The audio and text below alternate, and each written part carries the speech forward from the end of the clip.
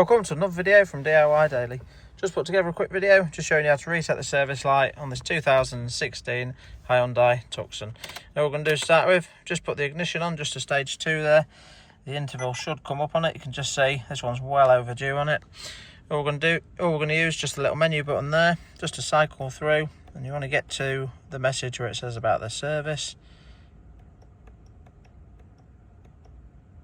which is just this one. It's just because it's got the tyre pressure there, but if you scroll up, it's got the service on there as well. And once the service is on there, all we're going to do is just press and hold the OK button. Just keep that depressed. Should then come up with another message. You can see it says hold OK to reset, so release it and just press and hold the button again. And you can see that's then reset at 20,000 miles, 365 days.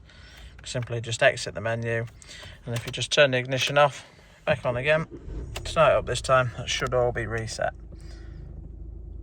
Just got the tyre pressure one to sort on this now. So yeah, that's it. I hope you liked the video. If you did, give it a quick thumbs up and subscribe to the channel. Thanks for watching, and we'll see you next time.